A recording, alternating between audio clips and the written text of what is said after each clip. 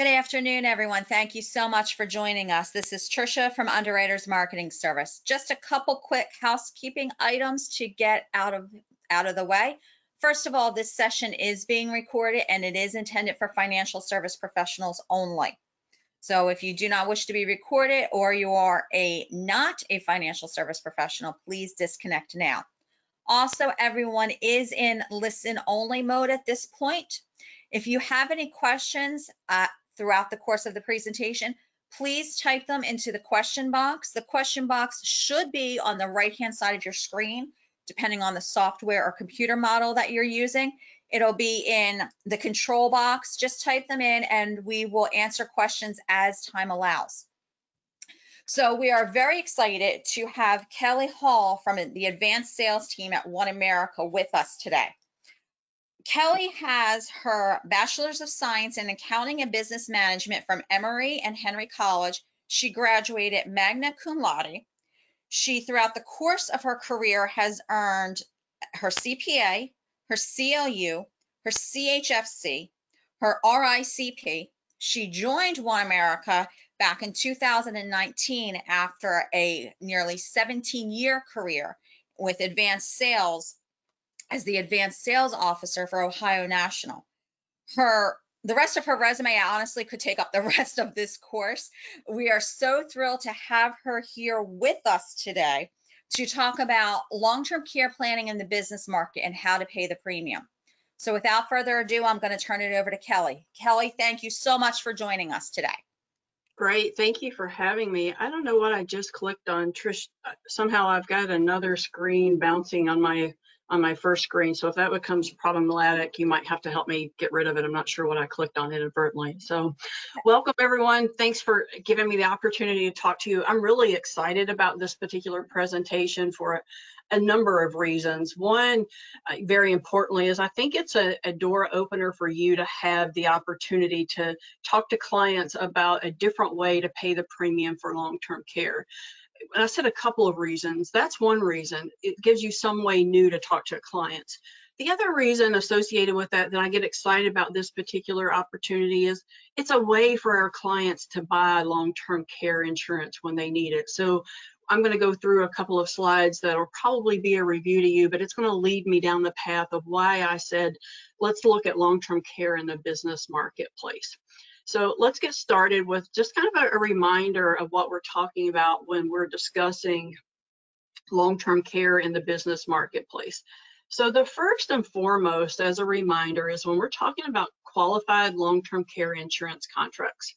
So qualified long-term care insurance contracts, period, across the board, are treated as accident and health plans from an IRS perspective, from an internal revenue code perspective. And when I start looking at premium deductibility, I look and I focus on, is it an individual or is it an entity?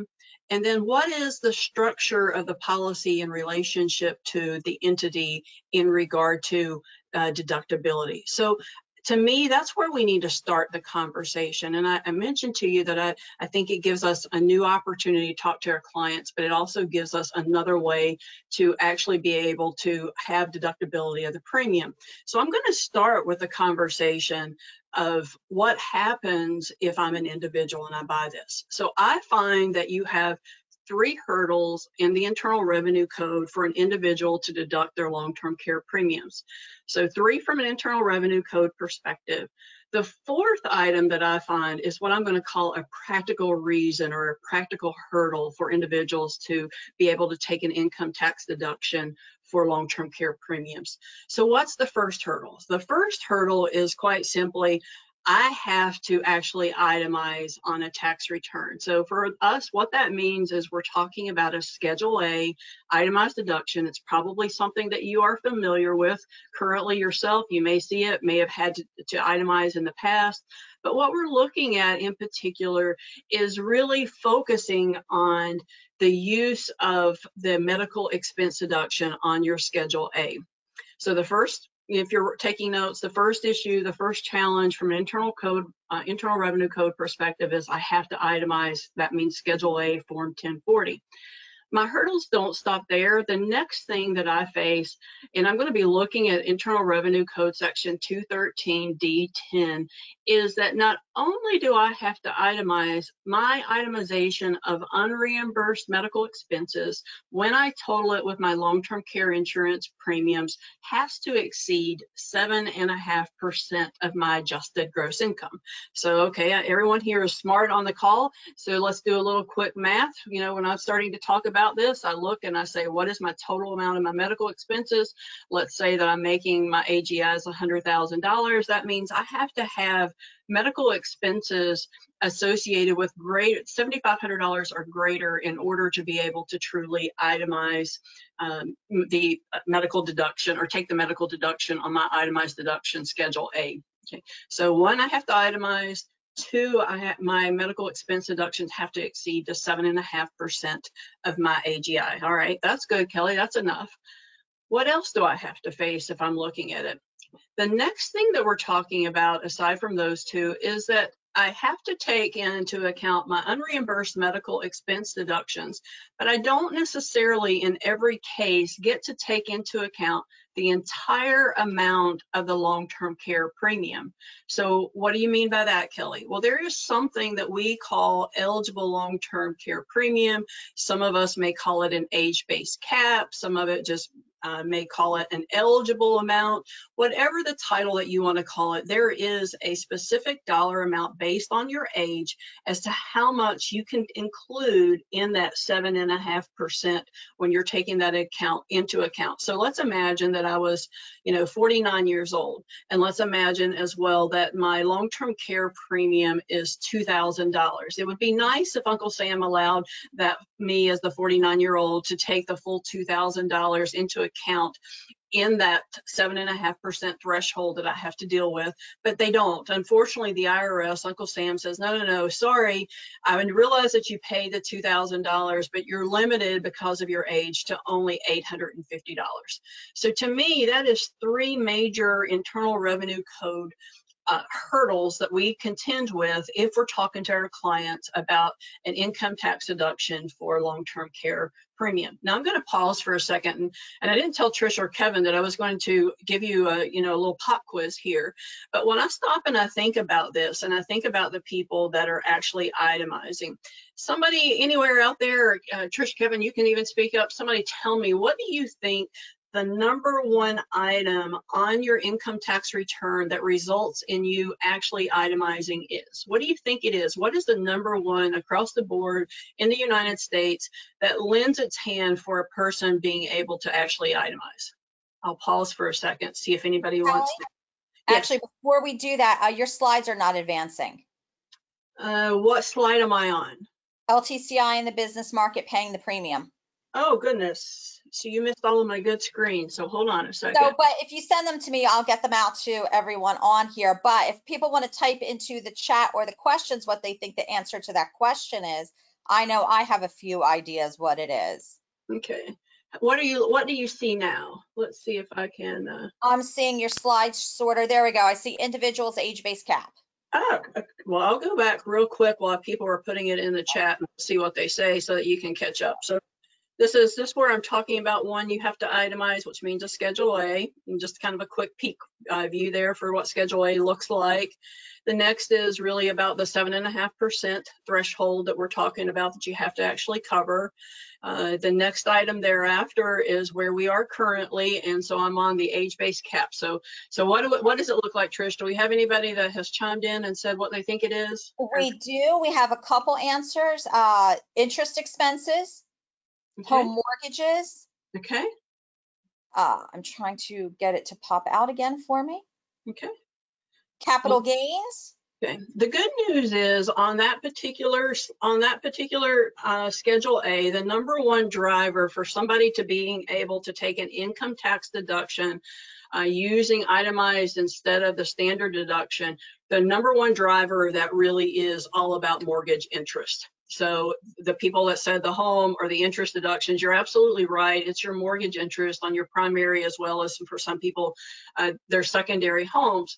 So why is that important? Because I've told you 3 Internal Revenue Code issues. I'm working on the 4th one, and I'm leading you down the path of why I consider it the practical issue. Now let's stop and think. Here's your next question. Somebody tell me, like, the last 4 or 5 long-term care policies that you have sold, how old was the client that you sold the policy to? And Tricia, you can chime in and tell me what it looks like from your perspective, or anyone you want to raise their hand and say, how old were the people? I'm sorry, I didn't unmute myself. Okay, I'm seeing some things come in. 62, Great. 74. Yep. The recent ones I've had come across my desk have been 58 and 64. Okay. Now 55, I'm not going to ask. yep.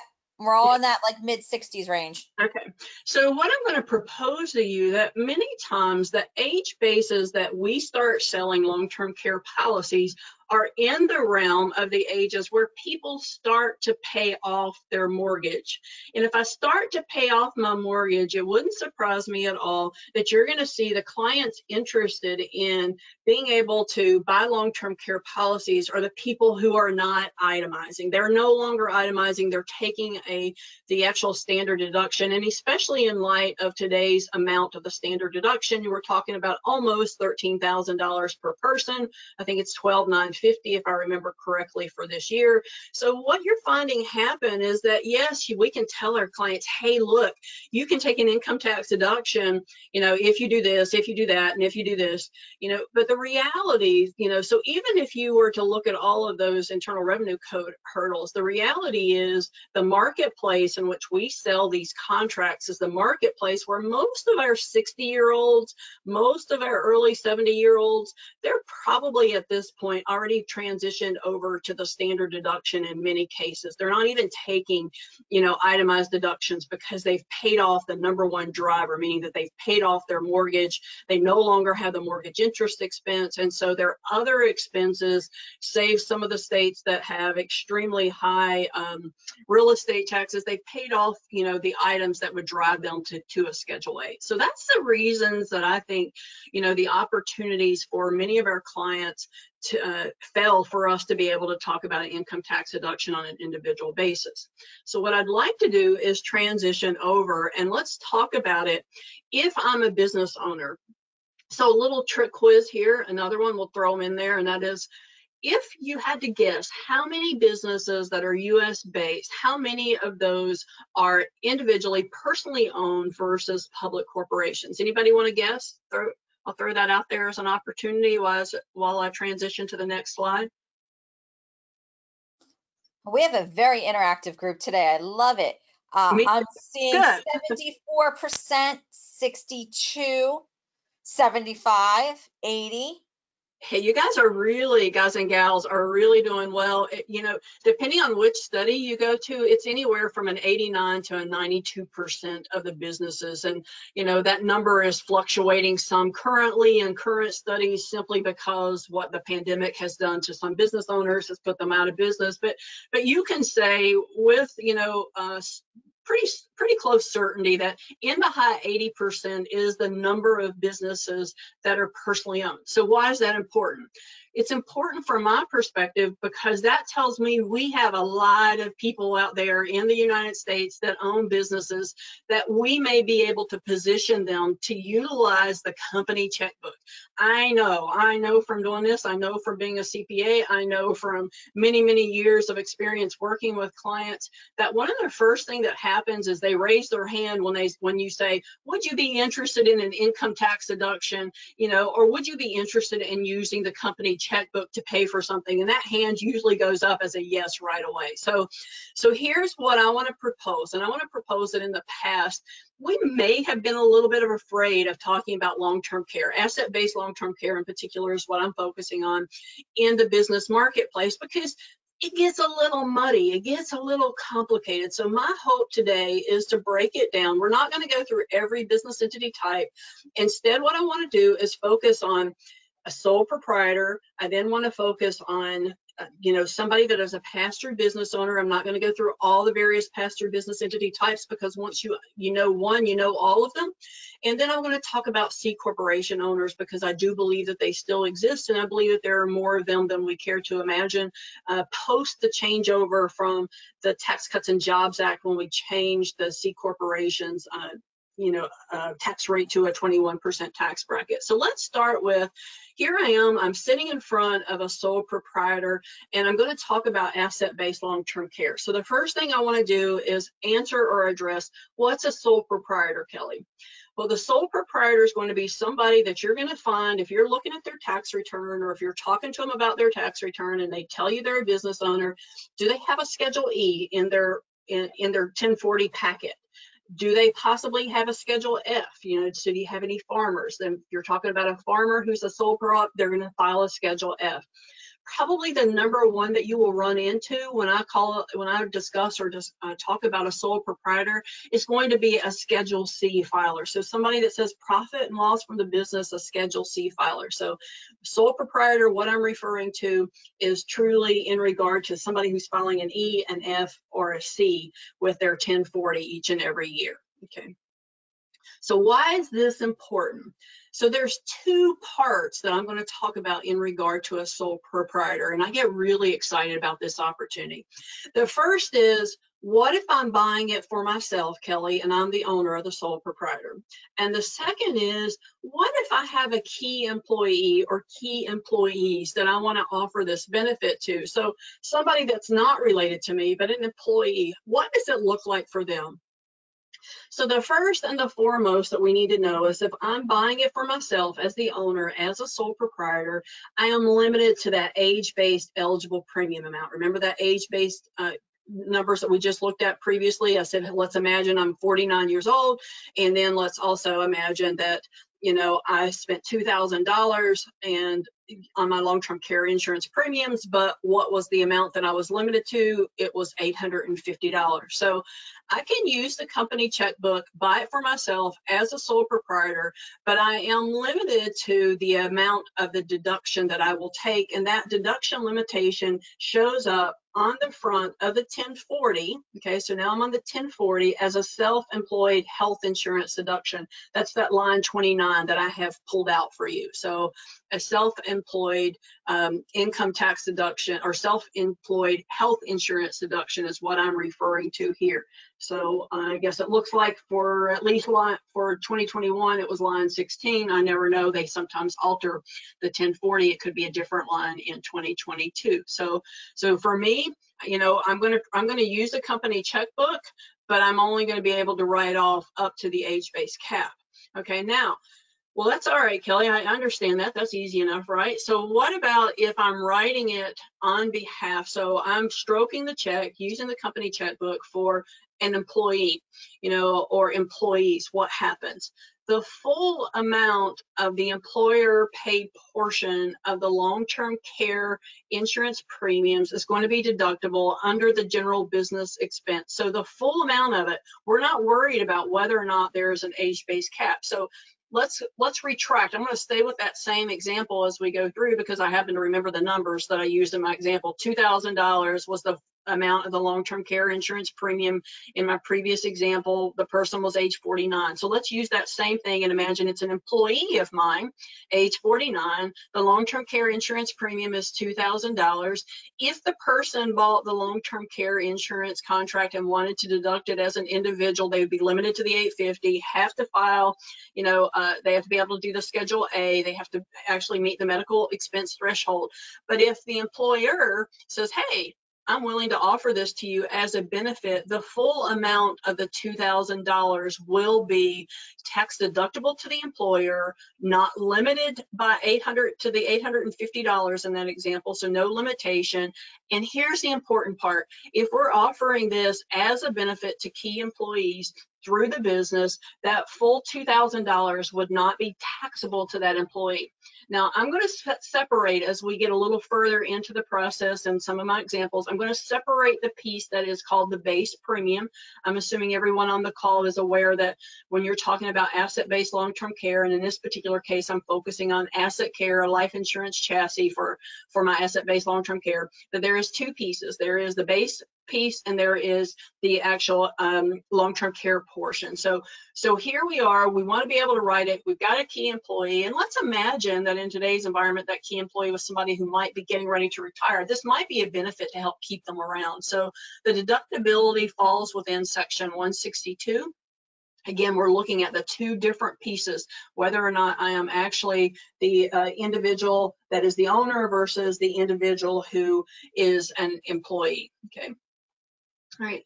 I think I hit everything on this one. Probably one last thing that is important that I didn't talk about is that by using that company checkbook, let's not forget that the benefits are going to be tax-free to the employee. So at some point down the road, if I were to need long-term care and I want to get access to the policy benefits, IRC 7702, A and B, as well as 105 is going to provide that as a benefit income tax-free to the employee, meaning the actual benefits. The other thing that I want to make sure that I highlight on this particular slide is that we do not, if you ever work in the world of qualified retirement plans, your 401ks, your defined benefit plans, your profit sharing plans, we all get so tired of hearing about discrimination rules. You can't discriminate, you can't do this. The good news in regard to long-term care is I can discriminate by class of employees. So if I choose to do this, I don't have to offer it to every single employee that I have. I have the ability to select and discriminate according to class of employees. Now I'm going to pause for a second because here is what I'm going to call the golden egg that's sitting out there in regard to sole proprietors.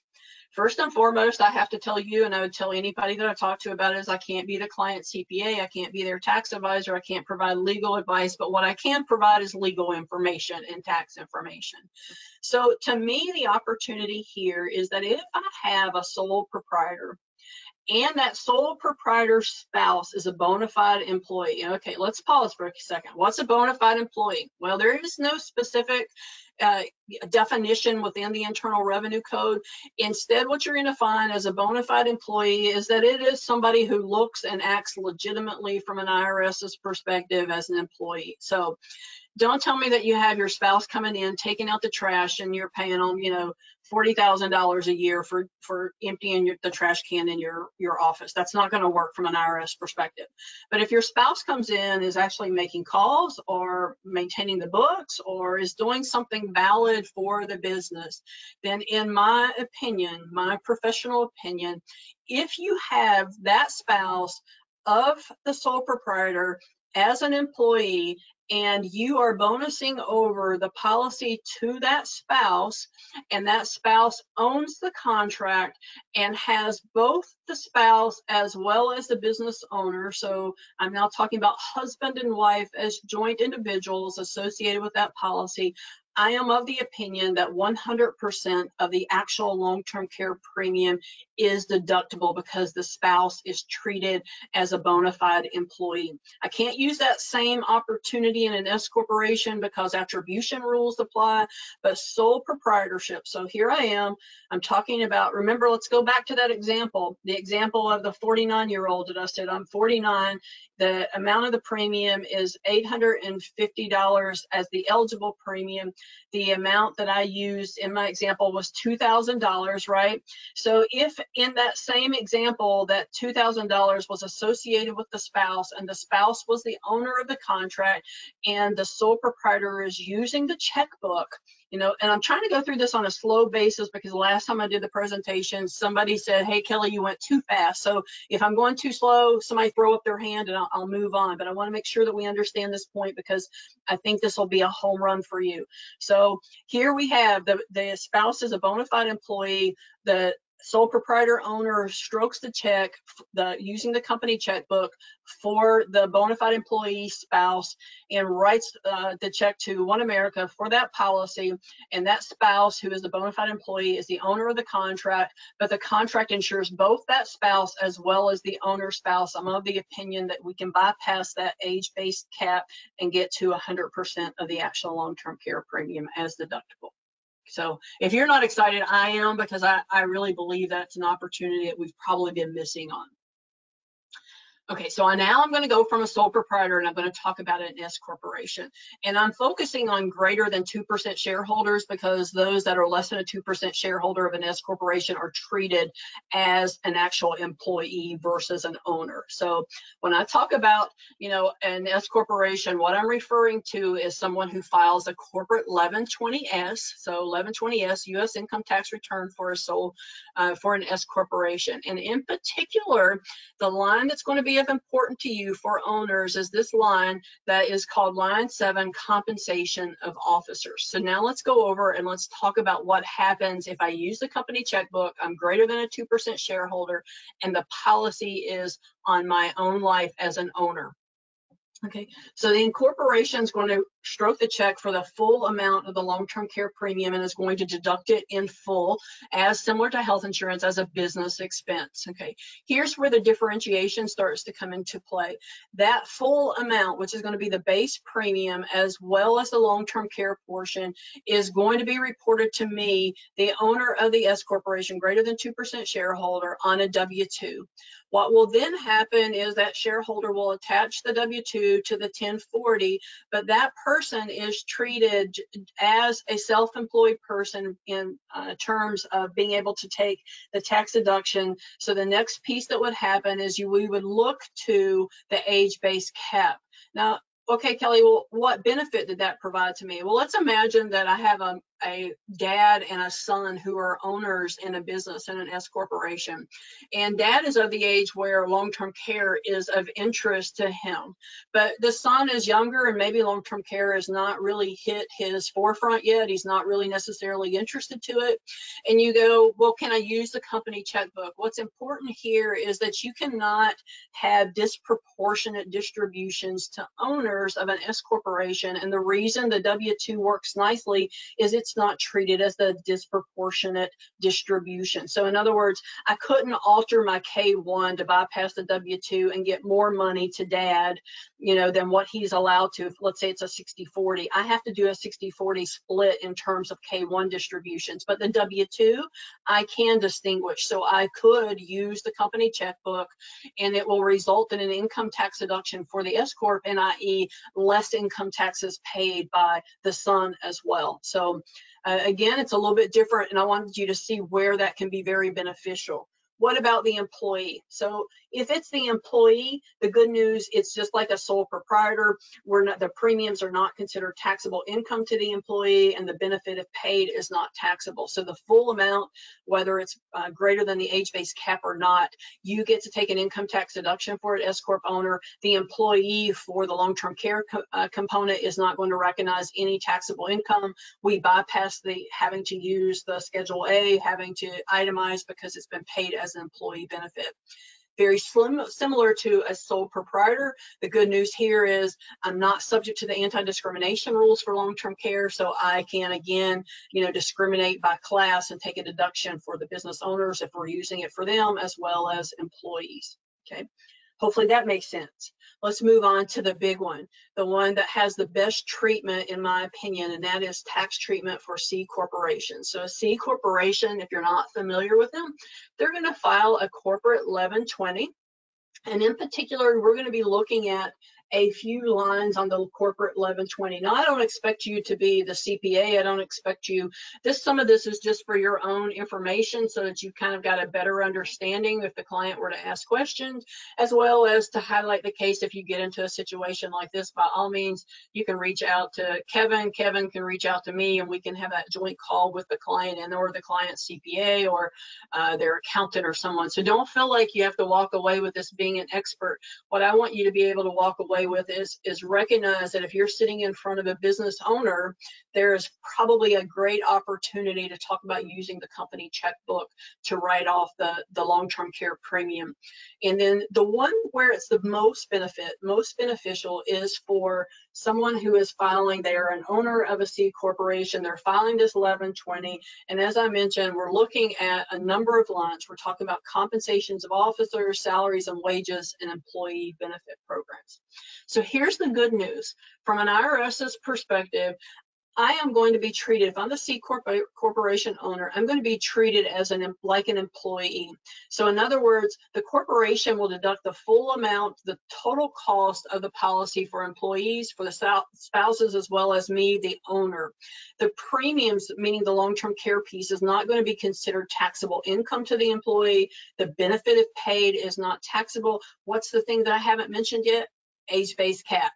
The good news is I am not limited to any age-based cap, whether I'm the owner or whether I am a rank and file employee at the C corporation, in which this is a benefit paid to you. So to me, this is really exciting. I had a couple of people say, well, Kelly, I thought, C corporations were old school, but there's not as many of them. Well, I would contend to you that there are ones that are C corporations that are sitting out there that are still on the books, are people that are going to be owners, have owners that are upwards in age, those ages that you just told me, the 50s, 60s, 70s, that might still be working, that would be interested in long-term care, and you can present this as the opportunity. I also would say to you, again, after the Tax Cuts and Jobs Act, that we have a lot more C corporations that came about because of their 21% tax bracket compared to individual income tax brackets that pass-through business owners pay,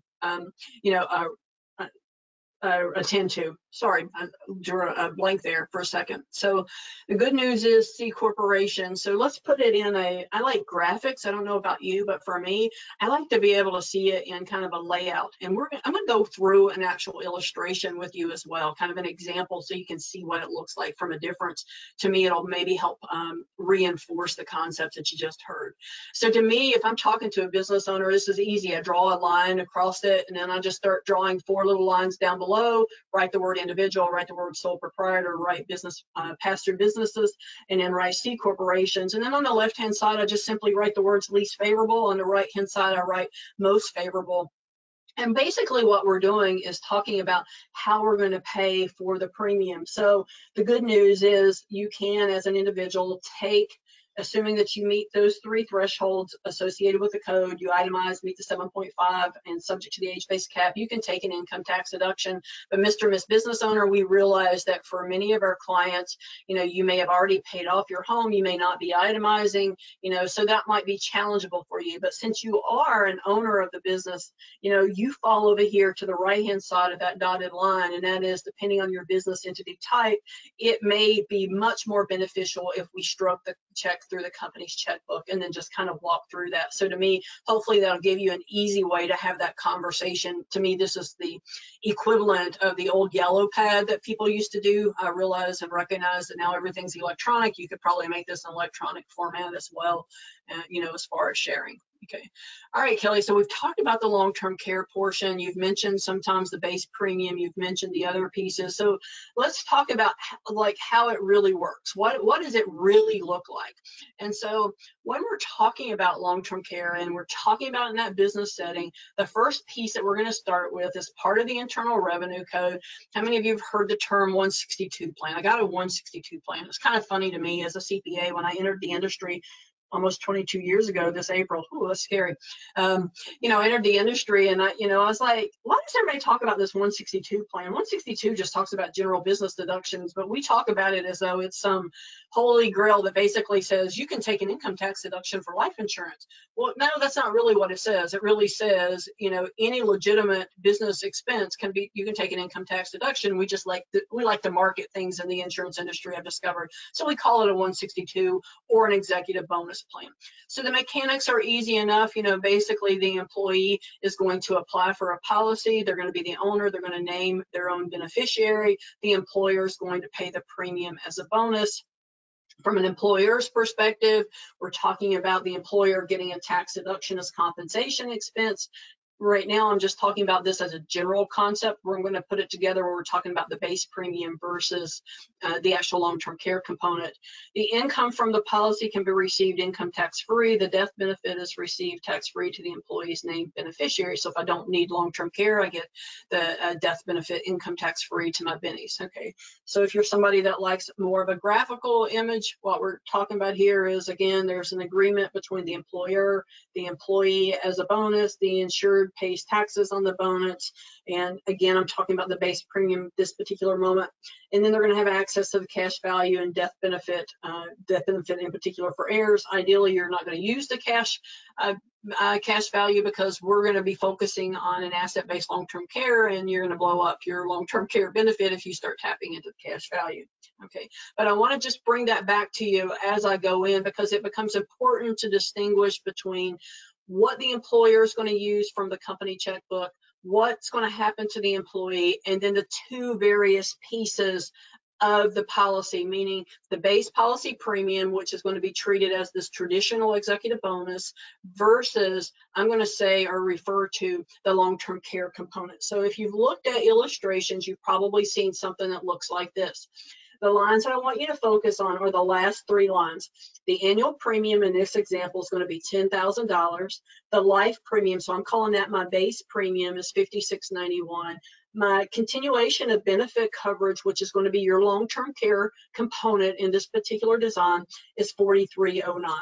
And what I would like to do is walk you through it so you can get a better kind of reinforce what we just talked about. Let's look at it if I were an individual, if I were an S Corp owner, greater than 2% owner, as well as a C Corp owner. Okay, fair enough? So here I am, if I am an individual, so remember our numbers from, just one more time, we're talking about $56.91, $43.09, a full premium of $10,000. So if I was an individual and I wanted to buy the actual long-term care policy, well, we know first and foremost that the business tax return is not involved because I'm buying this as an individual. So I'm looking at my 1040. So I stroke the check for that full amount of the policy, the full $10,000, and how much, if you recall, the long-term care premium, I kind of hinted for you over here in the corner, $43.09. How much do I actually get to deduct? Because I am subject to the age-based caps. Assuming I itemize, I'm eligible for the Schedule A, I meet the 7.5% medical expense threshold. I'm going to take on my 1040 a tax deduction of $850. Okay, not too bad, assuming that I qualify and I'm able to take the $850. What if I were the S corporation owner? And I keep meaning to go out there. I want to put a kind of cover the slide so that what I want you to focus on right now is the left-hand side, because remember the 1120S is the business tax return. So in this example, recall my full premium amount was $10,000. Part of it was LTC, part of it was base premium. But on the 1120S books, the business is going to take a full $10,000 compensation deduction. There is no limitation on the 1120S's return associated with the age-based cap.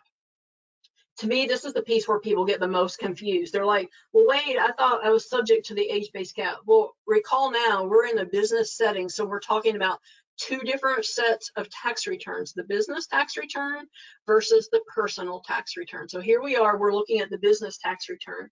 The business is going to take a full $10,000 deduction. So remember that father-son example? The father-son are going to do a benefit of taking a full $10,000. Now, dad over there, let's assume it was dad that I'm talking about. Now let's focus on what's going to happen from dad's perspective. Dad's going to pay, it's going to show up as a W-2 on his 1040, income taxable to him for $10,000. Don't forget, we can also do a double bonus so that the business is writing off the taxes that are going to be paid, and we're double bonusing the taxes associated with the bonus to dad. So we can also do that. Now, the double bonus, however, is not associated with both parts of the premium, so it's not as much as you might think, because we're only double bonusing associated primarily with let me back up, with the full $10,000 that we would take into account. Okay. Now let's look at what else happens. Because dad is considered, in this example, the S corporation owner, he's going to be somebody that is subject to the age-based cap on his own. Remember that line that said self-employed health insurance deduction? So while the full $10,000 shows up as income, he then gets to take, the $850 as a deductible item, but he doesn't have to itemize. He doesn't have to have a Schedule A, and we don't have to worry about the 7.5% medical expense threshold. Does that make sense? So the good news is I can throw away having to worry about whether or not the client actually has a Schedule A, whether or not they itemize, and whether or not they're going to meet the medical expense threshold. So to me, that's exciting news. The business gets a full $10,000 deduction. It gives your other S corporation owners the opportunity to benefit associated with that, and then it gives us a way to bypass. So remember, if I were this S corporation owner and I bought the policy as an individual, I'm going to go back to what that other screen looked like. I'm going to have to itemize. I'm going to have to do a Schedule A. But since I'm using the company checkbook, the good news, self-employed health insurance deduction, I get to bypass some of those items. Okay, now, so the same individual, let's look at it from the perspective of it's a C corporation owner. And here's where you should really get excited, because here what we're talking about is 1120, the left-hand side. This is one set of tax returns that we're looking at.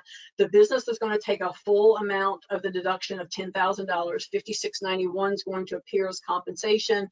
4309 is going to appear as medical insurance. Now recall on the last slide how much, if we move over to the 1040, was income to the actual owner on the 1040 for that S corporation owner. Remember, it was 10,000. Here's the good news from the perspective for a C corporation owner. They're only going to recognize the base premium, the 5691 on the W-2, none of the long-term care. So none of the 4309 is going to show up on their 1040 as taxable income to them. In addition, because it never shows up as income, I don't have to itemize. There's no Schedule A. There's no 7.5% medical threshold. There's no self-employed health insurance deduction.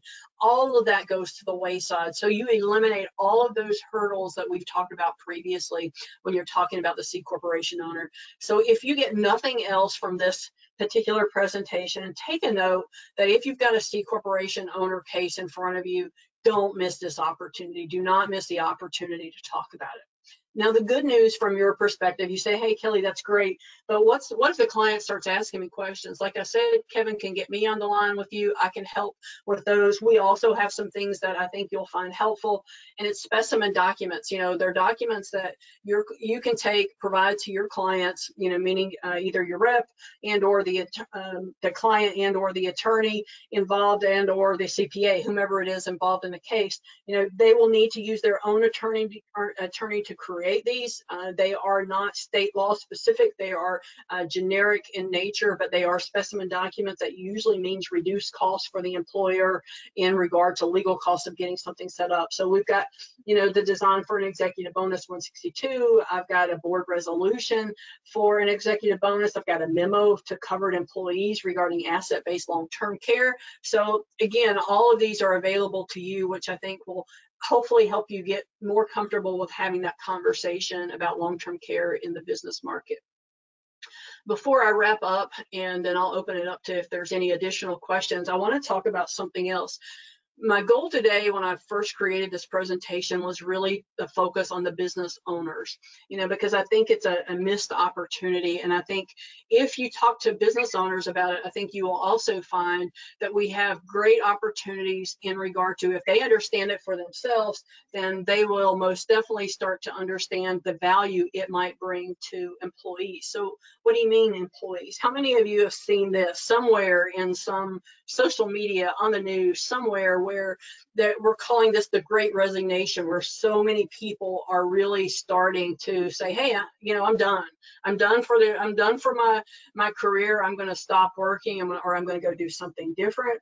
What I want to offer to you is that discussing asset-based long-term care with the business owner presents a great opportunity to have a more unique way to design their overall compensation and benefit package. Because some of those people that are doing the Great Resignation are some of those people that were approaching retirement age. The folks that, you're the ones that are convincing them to have long-term care because they need it. That's the good news.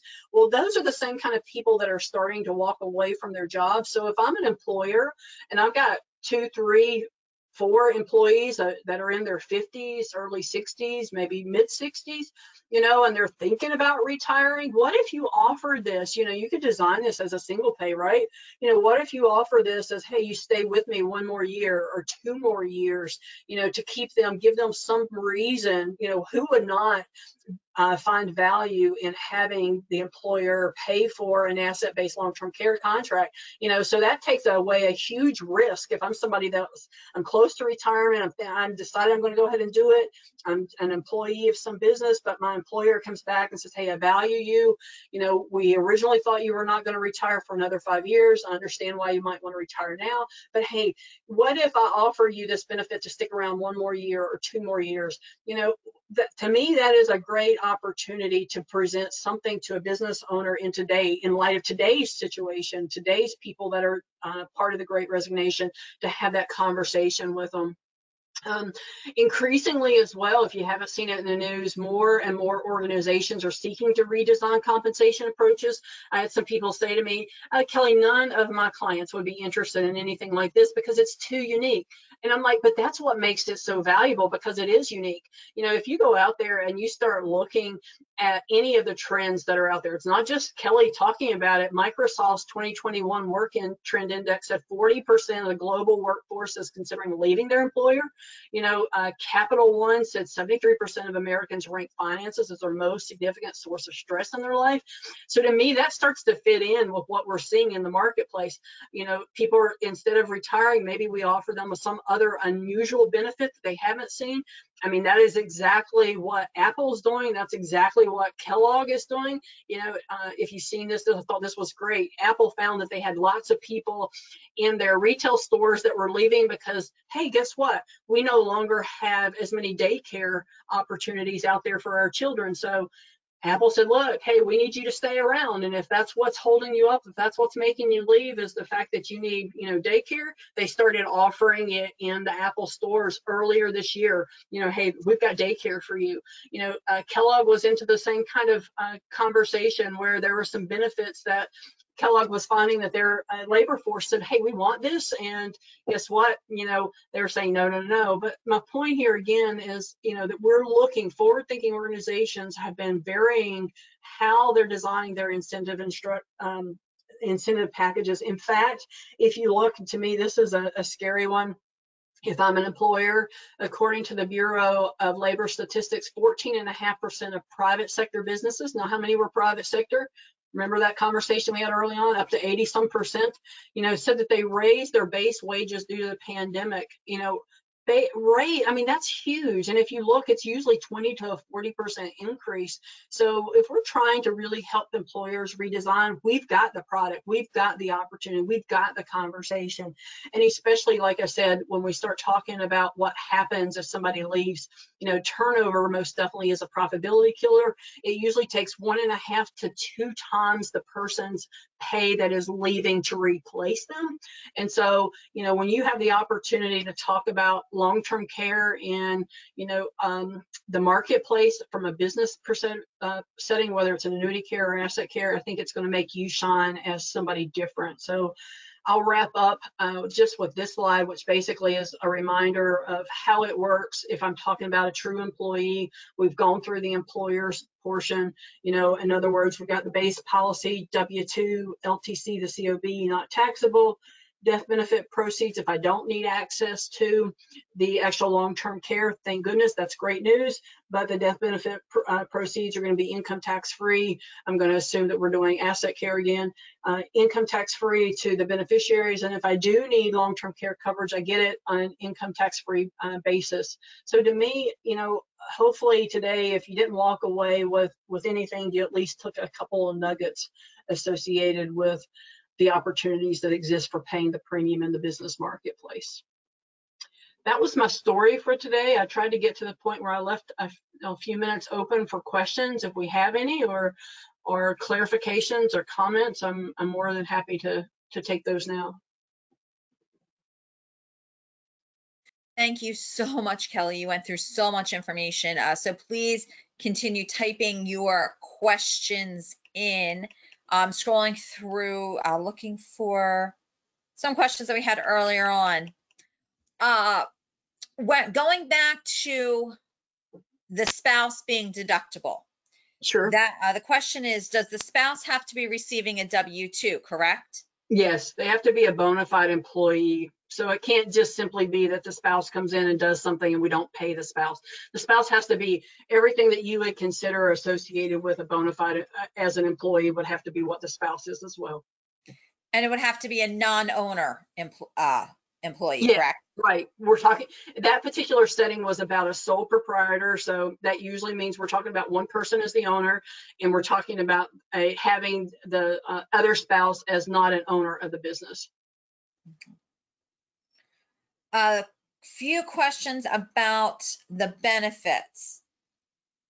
Okay. Even though there's a deduction being taken in the business, are the benefits still guaranteed to be tax-free? Yes, they are still being guaranteed as tax-free because it is obvious, when we're talking about it, remember it's an individually owned policy at the end of the day. I'm not talking about a business-owned policy. And so it's no different than from a benefit design than it is if I bought it outright. It is still a long-term care policy, and access to those long-term care benefits, if I go on to claim, are going to be income tax-free to me. Okay, that actually sets up this next question very well. Can the business own the policy on an employee? You could. I don't recommend it. I don't recommend it for a number of reasons, and that is it gets muddy. Like when you go on claim, how are you going to get the benefit? Because now we're changing what's going to happen at claim time, because it's the owner of the contract who's going to get and in your example would be the business. That's who's going to get the long-term care benefit to them. But then you now have to figure out how to get the long-term care benefit from the business to the employee. And in my opinion, that may end up being changing the ultimate outcome. You may find yourself that the employer is going to have to treat that as taxable income to the employee. So I don't like doing it that way. If you're concerned about the employee, maybe, you're giving them this benefit, then they're going to walk away and have this value benefit that you don't have any control over. We can always design it. I didn't want to make it too hard today as far as throwing in too many concepts, but there is something called a controlled bonus design, where basically the employer and the employee agree that the employee can't touch or access the value of the policy, do anything with the policy for a number of years. And you can even put it on a vesting schedule that needs to be a separate contract, that's not the right word, a separate agreement. You don't want that muddied with the executive bonus agreement, but you could do something along those lines as well. There's ways to address, why an employer might want to own the contract, but I strongly discourage the employer being the owner of the contract. Question, can a business write off 100% of a single pay? Everything you've been talking about here has been 10 pay flexible premium. If they were to do a single pay in, say, a C Corp or for a non-owner employee, can they write off 100%? Absolutely. Let's go back to that. So only that example illustrated, like from a 10-page design, any of the concepts that I've talked about fits nicely in regard to the ability to do a single pay. And where I find that very useful is maybe it happens to be a year where the employer, most often we think of employers doing poorly during the pandemic. There are some employers that did total opposite. Think if you actually happen to be the box manufacturer. During the pandemic, you did not get hurt at all. Your income skyrocketed, in fact. So you might find yourself that there is some unusual income or a large amount of income that would make the ability of using a single pay income tax deduction very beneficial from an employer's perspective. So you can even design it that way. You can even get a little more fancy and go down the pathway of a single pay of the base premium and then doing like maybe a 10 pay of the long-term care premium. So, depending upon what the employer is, but it doesn't have to be a 10 pay or a 20 pay. Absolutely. I like a single pay in this design, in this marketplace. And that's kind of also what I talked about when I got to the Great Resignation, when I was hinting about you got some people that were approaching retirement that had decided to go ahead and take retirement early. You're probably not going to keep them around for another 5 years or 10 years, but you might do a single pay and get them to stay for a year, or a single pay and get them to stay for 2 years. So absolutely, you get that benefit. Thank you so much. Looks like a lot of these other questions are about specific cases, so I will answer them offline and get you some specific information. Thank you everyone for attending today. Kelly, thank you so much for Yeah, all of that wonderful information. yeah, Now, at the end of this hour session, the intent is not for any of you to become CPAs and correct. really understand this. The point is, when you're talking to a business owner, there are options. So reach out and call us, and we will help you review the options. Kevin, who actually did not get on live with us today, but he's been in the background, he probably had the most quoted line from our spring sales event back in March. It said, he just said, just do something. He was, of course, talking about sales and marketing, and we just have to do something. But I would also say that same quote, just do something, comes into play with our clients with long-term care planning. So when you're saying to your client, we need to do something, we can now absolutely include the business in that something that they need to do when it comes to protection and using that business and business assets to their advantage. Kelly made wonderful points. Business owners love using the business to get something for their personal gain. They also love the fact that this is something that they can offer just to themselves, just to a select carve out group.